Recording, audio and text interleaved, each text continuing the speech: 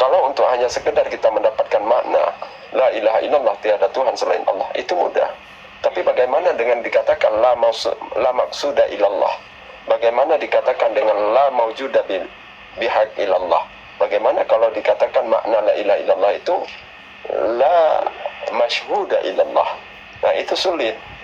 Maka di sini harus kita benar-benar belajar sebagaimana Ustadz bilang tadi, tidak perlu banyak guru. Kalau misalnya kita bagi kepada banyak guru, seperti misalnya kalau kita mau belajar hadis dengan guru ini, kalau belajar ini dengan guru ini, kalau belajar itu dengan guru itu, ketika kita mendapatkan mursyid yang kamil mungkamil, maka lengkap sudah di situ Nur Muhammadiyah fi suduri. Mantap Abang dah. Ketika dia mendapatkan seorang mursyid yang kamil mungkamil, maka di situ semua ilmu dia dapat. Kenapa? Dia sudah berhadapan dengan Nur Muhammadin. Dia sudah mendapatkan ilham daripada Allah Subhanahu wa ta'ala. Jadi diajarkan itu semua oleh mereka guru yang mursyid, guru yang telah taraki, guru yang telah sampai kepada makam hadid jama, lalu dia tenazur duduk di makam insan, untuk mengajak umat sampai kepada hadis, fikih, tasawuf, apapun ilmu itu, 16 ilmu itu, ilmu balagah, ilmu mantik, ilmu usul fiqh, usuluddin, apapun itu, ilmu makharajal huruf, bahkan tajwid, semua diajarkan. Makanya ketika kita paham tentang syariat, tarekat, hakikat dan ma'rifat, maka di situ kita sudah mendapatkan ketuhanan yang Maha Esa. Di situ kita sudah mendapatkan Nur Muhammadiyah yang mempertunjuki kita kepada Siratal Mustaqim, jalan yang lurus, yaitu Allah Subhanahu wa ta'ala. Maka di situ kita akan mendapatkan yang namanya mukasyafah. Dengan apa? Dengan tata cara yang diajarkan oleh guru yang mursyid kamil mungkamil, yaitu Nur Muhammad itu sendiri, fi suduri, di dalam dada mereka itu. Makanya Muhammad itu wafat, dia berpindah cahaya-cahaya itu. Kemana berpindahnya? Berpindahlah kepada mereka-mereka yang diwarisi, mereka-mereka yang diwarisi. Karena Muhammad itu komplit, dia tidak banyak, dia tuh Muhammad itu satu, tapi untuk universal, untuk semuanya. Di situ dia punya ilmu. Cuma dulu masa Muhammad tidak dikatakan ada ilmu fiqh, ada ilmu usul fiqh, usuluddin, usul tasawuf, tidak ada dulu. Cuma satu ilmu, yaitu untuk dapat irji'i ila rabbi, untuk dia dapat kembali kepada Tuhannya dengan cara beribadah secara syariat, beribadah secara tarekat, beribadah secara ma'rifah, dan beribadah secara hakikat. Mungkin seperti itu. Jadi kalau mau kita jelaskan salat daim, Ustaz, saya pikir kita harus menceritakan dulu salat syariatnya bagaimana. Karena ketika kita sudah pas salat syariatnya, kita sudah paham yang dikatakan khusyuk, kita sudah paham yang namanya zuk, kita sudah paham yang namanya kisim-kisim lah. Nah, di mana kisim-kisim itu ada diajarkan kepada kita ini.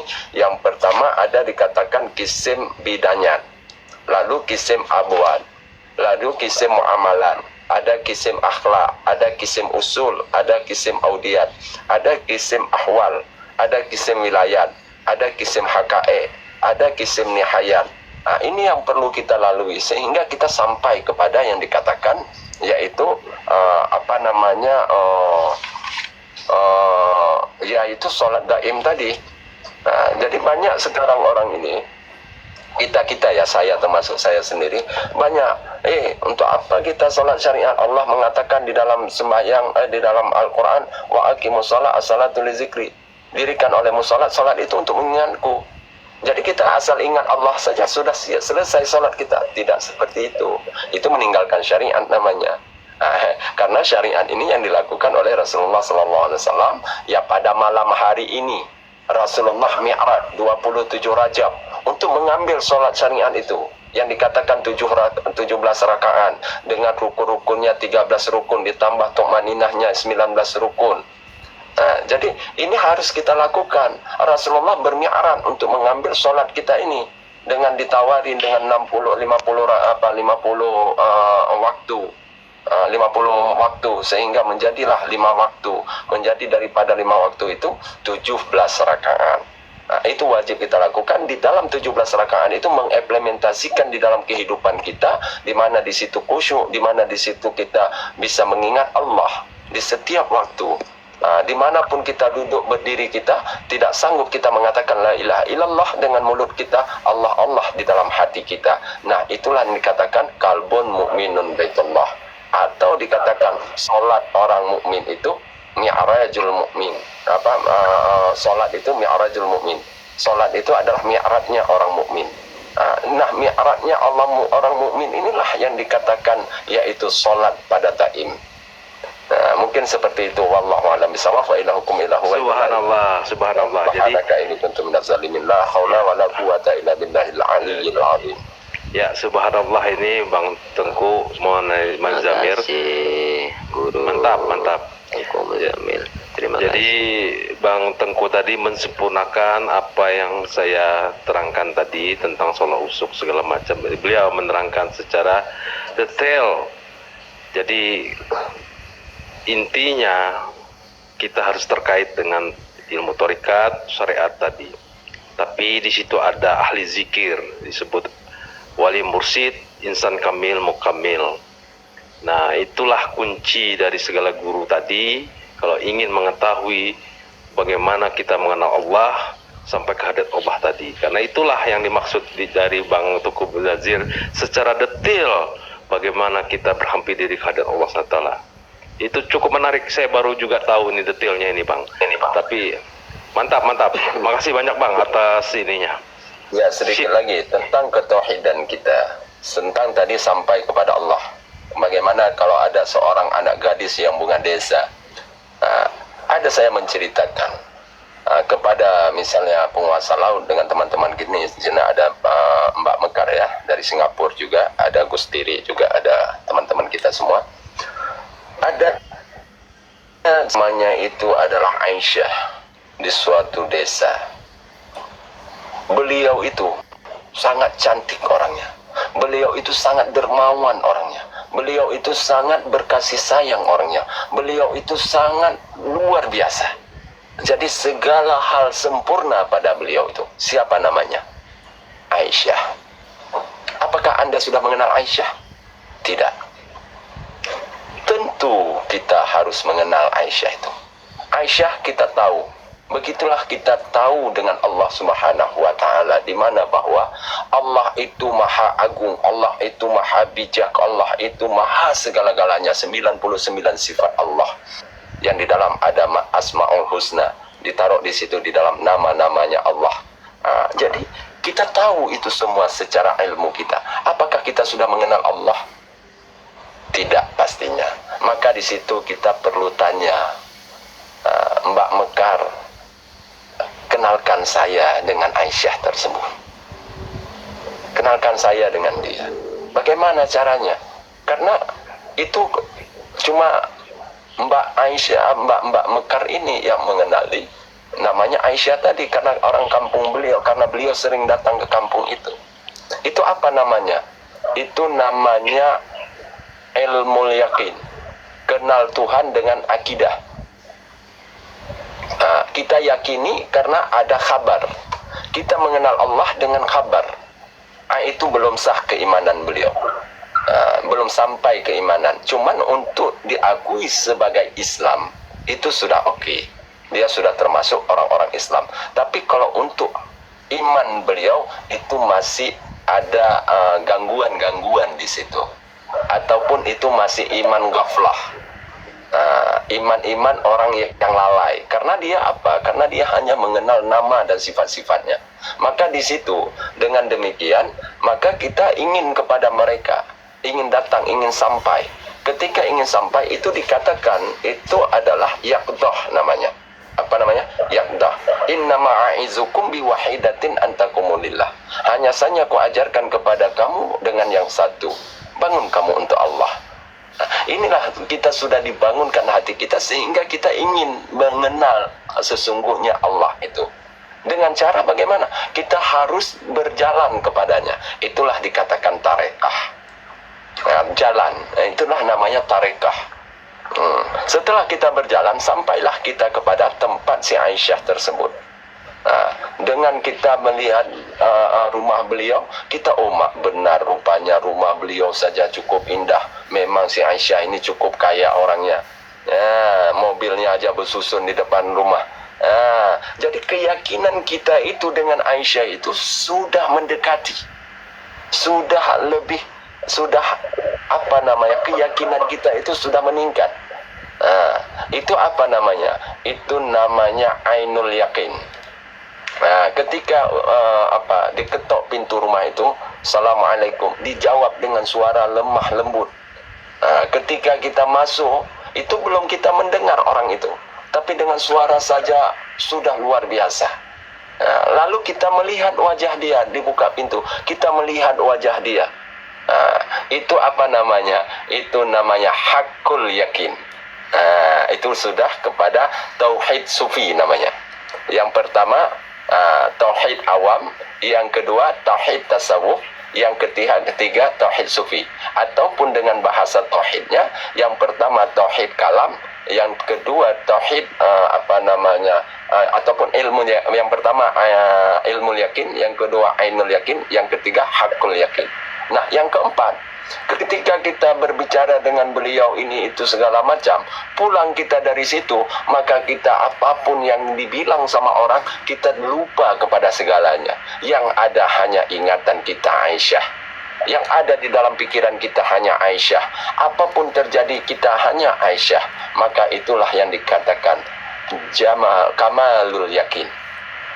Karena apa? Kita sudah menghadap dengan dia. Itu kalau di dalam dengan bahasa tarekah ataupun di dalam ilmu ketauhidan, ada nama yang pertama kita itu adalah untuk dapat mengenal Allah, kita mendapatkan sifat 20-nya.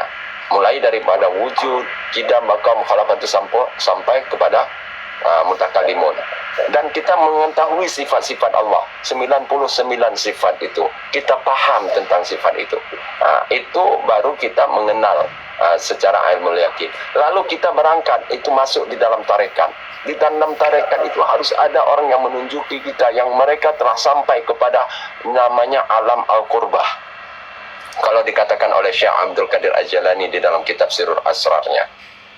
Jadi harus ada orang-orang yang setelah sampai kepada si Aisyah tersebut, maka dialah yang mengantarkan kita ke sana.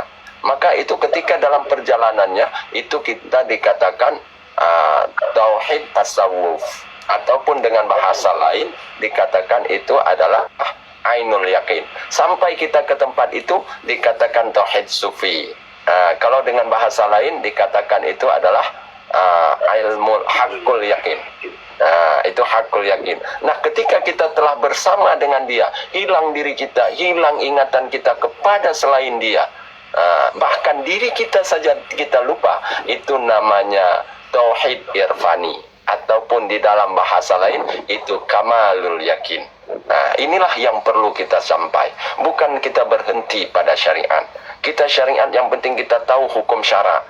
Yang mana yang makruh, yang mana yang mubah, yang mana yang wajib, yang mana yang sunan, yang mana yang haram. Kita paham itu. Begitu tentang muamalah, kita tahu cara berdagang, yang mana yang tidak riba, yang mana yang riba, yang mana yang haram, yang mana yang makruh, yang mana yang mubah. Di situ. Dan kita tentang taharah juga kita paham, yang mana yang harus kita cuci, yang mana tidak kita cuci. Menyucikan juga kita harus paham, yang mana yang kena apa kita bisa cuci, dengan apa harus kita menyucikan itu. Itu saya pikir sudah cukup daripada kita mengaji sampai sebagaimana kita bilang tadi, sampai dengan sekian puluh tahun. Karena apa? Dikatakan di dalam kitab Minhajul Abidin, dan juga dikatakan di dalam kitab Siyarus Sadiqin, dan juga dikatakan di dalam kitab Tanwirul Qulub. Kata mereka para masyayikh kita, Amin Al-Qudi, Syekh Abdul Qadir Al-Jalani mengatakan di dalam kitab Sirul Asrarnya, dan juga di dalam kitab Ihya Ulumuddin oleh Imam Al-Ghazali. Apa dikatakan oleh mereka? Walau kana kabirul ulama la dohalal tariqah sufi batilah. Maknanya apa? Sekalipun dia adalah pembesarnya para ulama, tidak masuk kepada tarekat sufi. Maknanya tarekat kejernihan, kesucian. yaitu untuk dapat sampai kepada Allah, maka semua ilmu mereka itu hanya sebagai hijab. Maknanya apa? Maka itu semua batal. Walau kana ikra'ul kitab alfin wa alfun, walaupun mereka itu adalah pembaca kitab, pengarang kitab, musannifnya kitab, beribu-ribu kitab mereka kalang, tidak bertarekah sampai kepada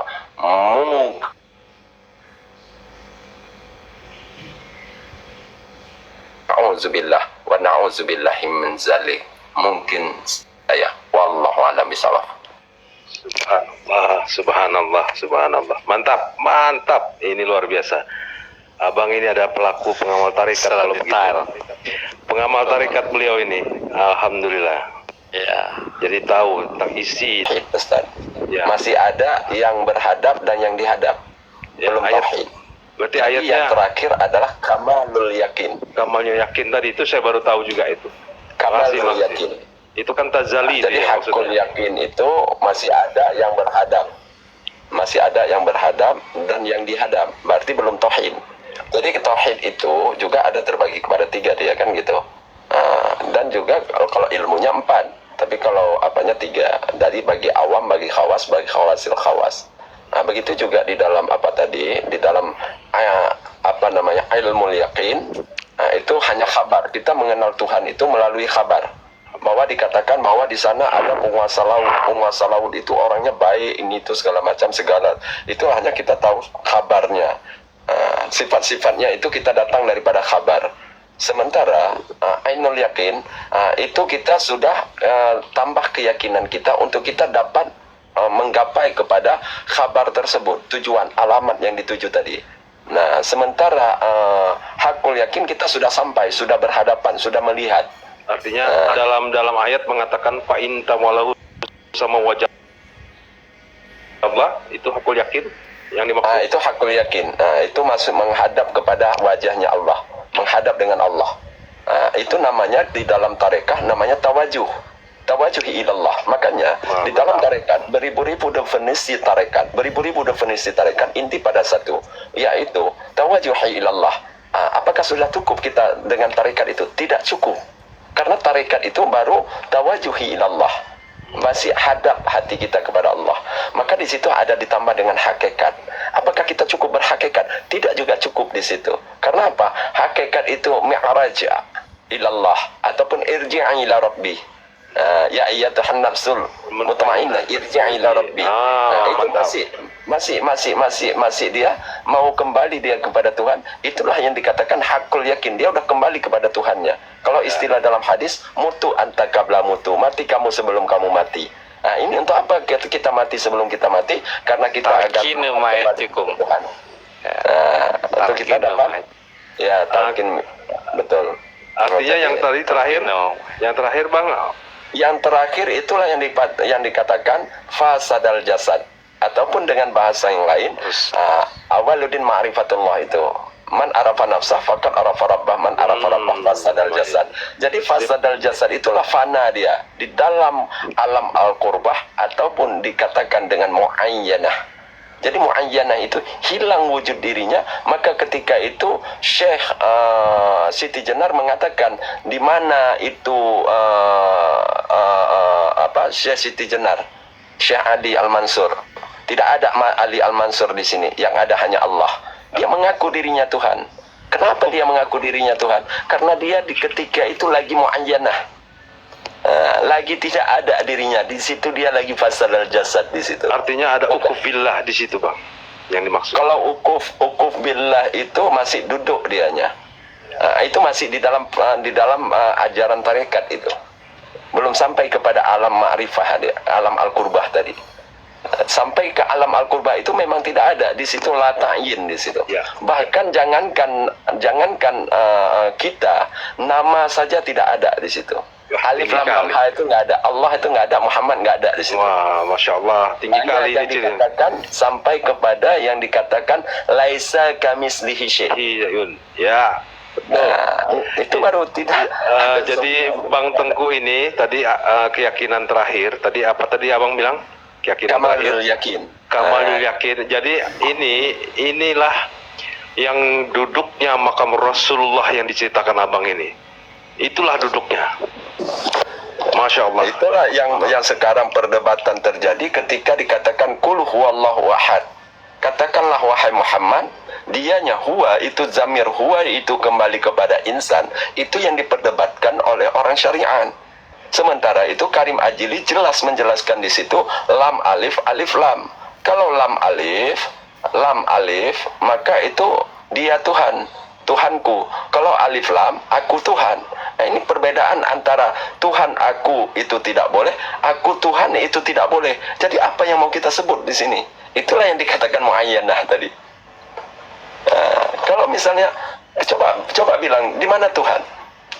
Aku bilang aku Tuhan, itu syirik. Tuhan aku itu kafir. Jadi bagaimana hari ini? Ya, inilah yang perlu kita capai ke situ.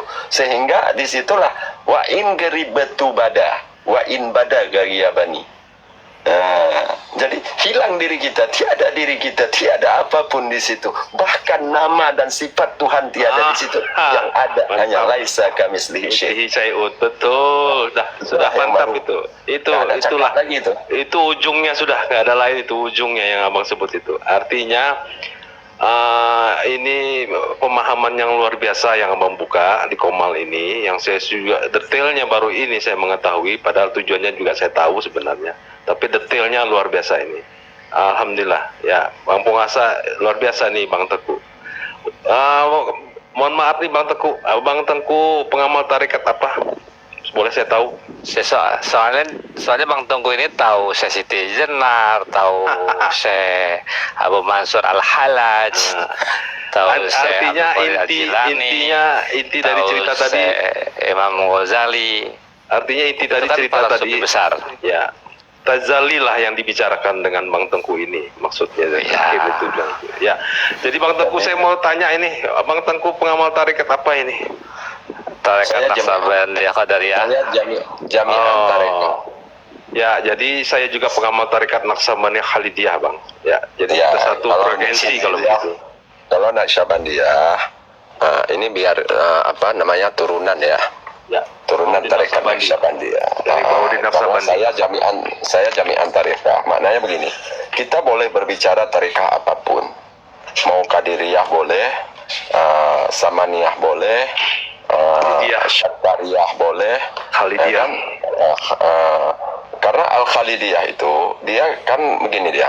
Yang pertama itu diturunkan kepada namanya itu tarekat dari Sayyidina Jibril dari Allah kepada Sayyidina Jibril, Sayyidina Muhammad, Sayyidina Abu Bakar Asy-Siddiq, kan begitu.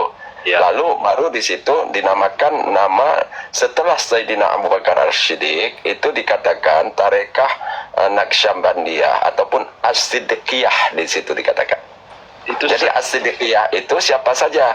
Itu ada Sayyidina Salman Al-Farisi di situ, ada Syekh Qasim bin Muhammad bin Abu Bakar As-Siddiq, ada Al-Imam Ja'far, kan gitu. Ada Sayyidina habis itu Syekh Abu Yazid At-Taifuri, ada di situ Sulaiman Judi. Enggak, itu nanti. Ini masih di As-Siddiqiyah. Ya. Lalu di bawah As-Siddiqiyah ada namanya At-Taifuriyah. Jadi At-Taifuriyah itu ada Abul Hasan Ali bin Ja'far, ya kan? Ada Syekh Abu Ali Al-Fadal, ada Syekh Abu Yakub Yusuf Hamdani, lalu ada Syekh Abdul Khalid Al-Gujdawi, kan? Gujdawani. Lalu baru Al-Khawajakiyah ataupun Khawajakan dikatakan. Kalau orang kita di Indonesia ini ada namanya Tawajuh Khawajakan. Jadi Khawajakan itu daripada Syekh Abdul Khalid Al-Gajduwani. Itu dari Al-Khawajakan. Syekh Baudin Naqsabandi.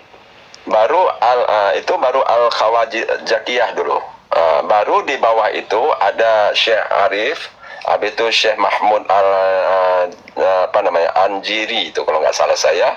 Habis itu Syekh Ali Ar-Ramati Al-Maridni. Habis itu ada Syekh Muhammad Baba, ada Syekh Asyid Amir Ulay, ada Syekh Bahaudin Naqsabandi. Di bawah Bahaudin Naqsabandi baru namanya itu tarekat An-Naqsabandiyah. Syekh Tarekat Naqsyabandiyah ini Muhammad Alaidin Al-Attar, ada Muhammad Syekh Yakub Al-Jaki, ada Syekh Nasruddin Ubaidillah, ada Syekh Mahmud di situ. Baru di bawah itu baru namanya Naqsyabandi Al-Harariyah namanya. Al-Harariyah ini kalau pembawa kemursidan dari tanah Jawa, Maulana Muhammad Ibrahim sampai ke 9 wali itu dari abad keberapa? Syekh apa itu yang terhubung ke situ? Kalau itu dia seperti Al-Khalidiyah. Kalau untuk di Nusantara Al-Khalidiyah. Jadi siapa aja Al-Khalidiyah itu? Ada namanya Syekh Abdullah Al-Fandi, ada Syekh Ismail Jamil Minangkabawi, ya kan? Nah, maksud saya yang membawa kemursidan itu ke tanah Jawa, yang ada wali-wali aulia, Wali Songo, itu dari Syekh kemursidan dari mana, Bang? Kalau boleh tahu. Kalau itu rata-rata Syektariyah. Itu Syektariyah wa Qadiriyah itu. Oh, enggak, maksud saya dari kemursidan abad keberapa ya itu zamannya? Yang ke Wali Songo itu, Bang. Oh, abad ke-16. Syekh dari kemursidan Syekh itu lain tarekat itu apa Ustaz? Lain tarekatnya. Karena mereka membawa rata-rata tarekat Syektariyah itu. Tapi mursyid juga kan? Mursyid Syektariyah. Jadi seperti itu kan 6 orang itu dari Aceh itu. Termasuk ini dulu sebelum Wali Songo ada namanya Syekh Bakir itu. Ya.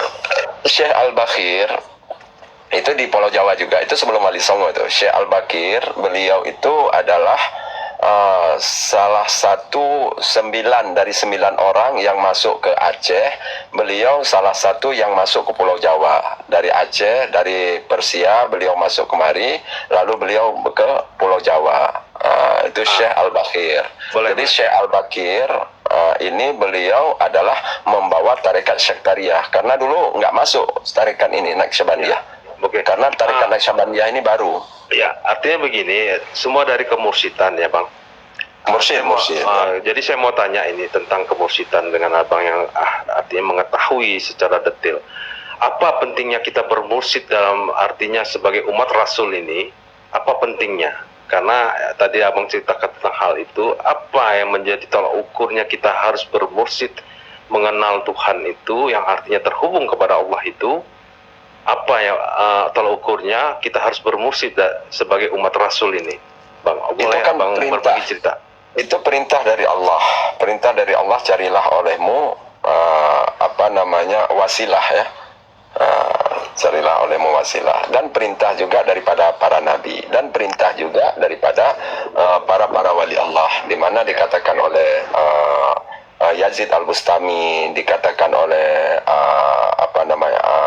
Ibnu Athaillah Askandari, di mana dikatakan oleh Karim Ajili, Amin Al-Qurdi, itu para wali Allah. Mereka mengatakan sepakat ya, Syekh Abdul Qadir Jalani juga sepakat mengatakan bahwa carilah olehmu guru yang mursyida, sekalipun engkau harus menyeberangi lautan api.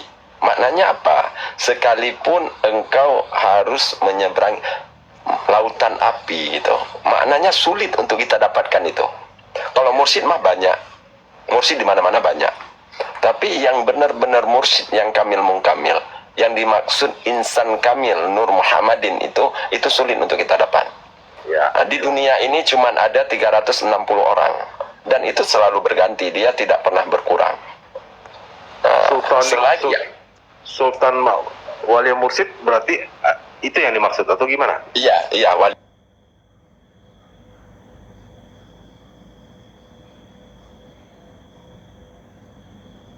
yang mursyid. Bukan hanya sekedar guru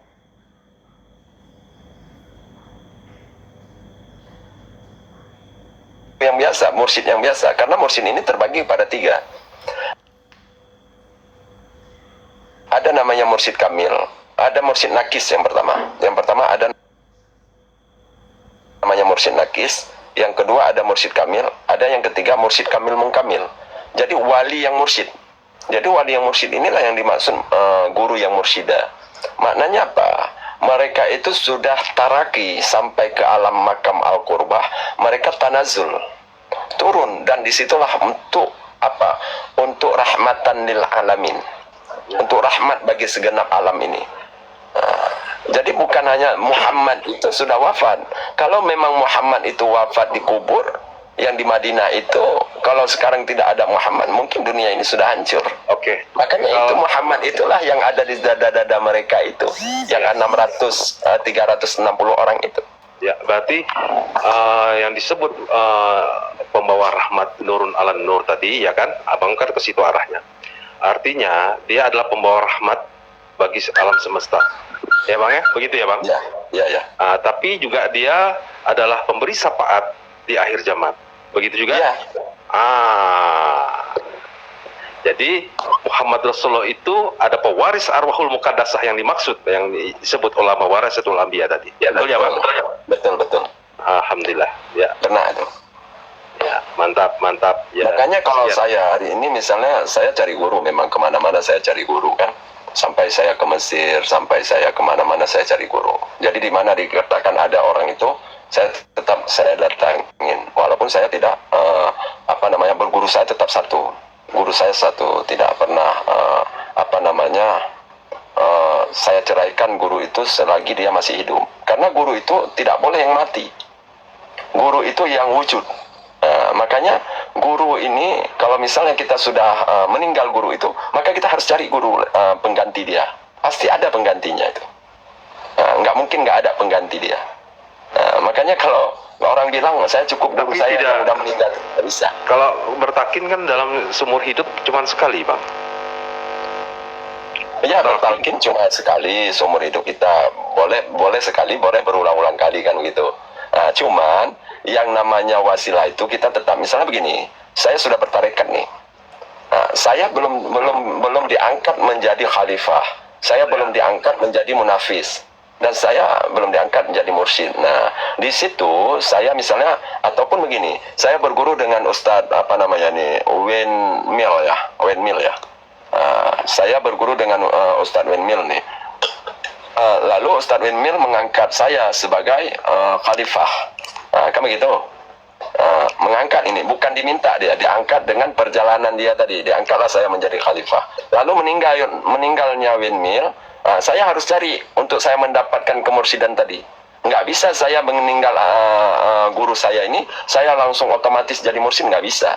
Saya harus ditalkin itu menjadi seorang mursyid itu. Karena ada baiat, ketika kita jadi khalifah, kita ada baiatnya. Ketika kita naik kepada munafis, kita ada baiatnya. Dan kita naik kepada mursyid itu juga ada baiatnya gitu. Ada talkinnya tersendiri. Ya. Jadi talkin masuk tarekat itu sekali. Ya. Saya bertanya lagi satu bang. Yang disebut bertalkin tadi, apakah ini rahasia hakikat dari bersahadat tadi?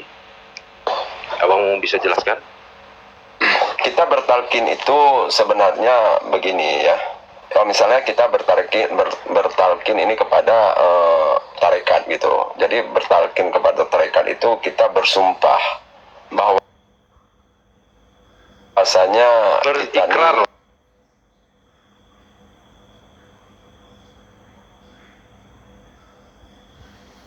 Maksudnya bang?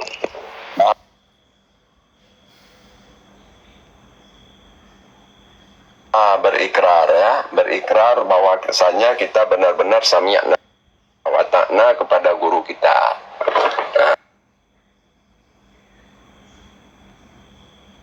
Jadi kita benar-benar bahkan nyawa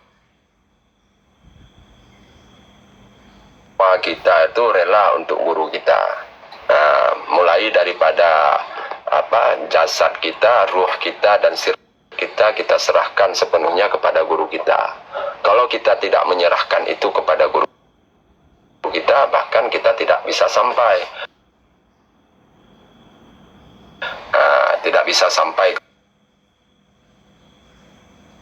kepada Allah Subhanahu wa taala.